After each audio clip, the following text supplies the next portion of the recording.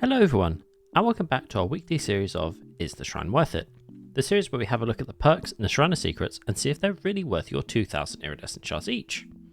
I just want to give you two little disclaimers before I start this video. These videos are my advice and my advice alone. It is what I would do if I had all the iridescent shards in the world, no limit at all. If you find yourself without shards or you want to hang on to them for good perks, I would recommend only picking up perks that I rate 8 out of 10 or higher. Also, in just over a week's time, we'll be getting the anniversary. That means daily shrine resets if they do it like they did last year, which I will do every single day. So, if you're waiting for a perk or holding out on your shards, I would say wait for the anniversary, because the anniversary will provide a load of shrine resets and discounts on both cosmetics and characters. Anyway, let's get into the video. This week we have a very killer-sided shrine. I'm going to give this one an 8 out of 10 because we have two licensed perks. We have perks from Felix, Jake, the Onryo, and the Nightmare. Those perks are Built to Last, Calm Spirit, Call of Brine, and Remember Me. Let's get into the killer perks first. Our first perk is Call of Brine. Whenever you damage a generator, it regresses 50% faster for 70 seconds. You receive a loud noise notification each time a survivor hits a good skill check on the affected generator. This is what it looks like in game.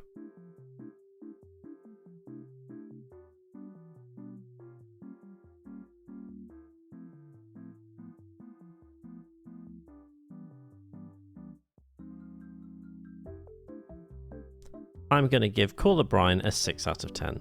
It's not a bad perk by any means, but there are better gen regressing perks. You can fit this into a build where you're trying to kick as many gens as possible. It's pretty handy for that, and it gives you some pretty good information when it comes to survivors. On top of that, the Onryo is licensed, so that means that this is 100% worth picking up in the shrine. The only other way that you're going to be able to get any licensed characters perks is by buying them in full with real life money. Our second killer perk is Remember Me. Whenever the obsession takes damage, you earn 1 token up to 5. For each token, survivors who are not the obsession open gates 30% slower. This is what it looks like in game.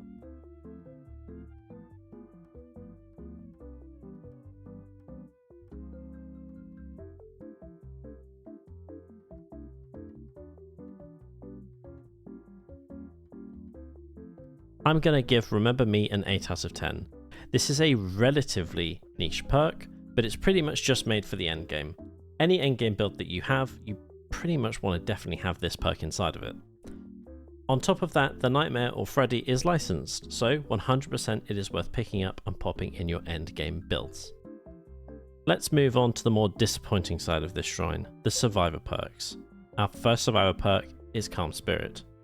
You do not scare crows or scream. You bless and cleanse totems and unlock chests silently but 30% slower. This is what it looks like in game.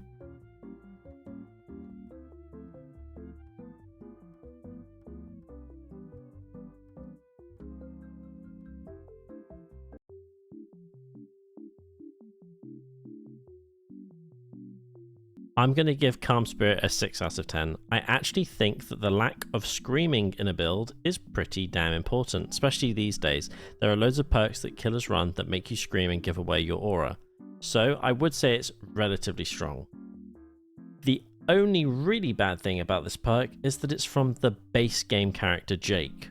Do not spend your shards on this in the shrine. It's super disappointing that they even put it in here. Instead, just level Jake up with your blood webs and you get this perk completely free on all your characters. Our fourth and final perk is Built to Last. While holding a depleted item, after hiding in a locker for 10 seconds, it recharges to 99%. Each time you recharge an item this way, it recharges 33% fewer charges.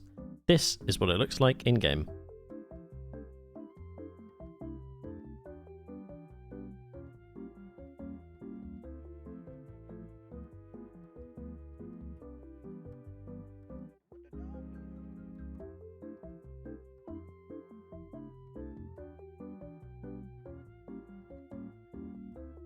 I'm going to give Built to Last an 8 out of 10. I think this is an absolutely fantastic perk. Making items last as long as 3 or 4 times their normal amount is really, really strong. And you don't need anything else with this perk to make it good. You can use other perks that make you go in a locker and you get benefits out of it, but honestly, this is just powerful by itself. Unfortunately though, Felix is not a licensed character, so you're much better off just buying Felix and leveling him up and getting all 3 of his perks in the Blood Web. But honestly, this week, I wouldn't buy any characters because we're so close to the event. My advice is actually just to stay completely away from anything that is not licensed unless you are absolutely gagging for it.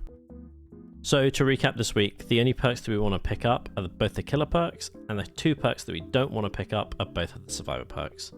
See you next week, hopefully for a better shrine.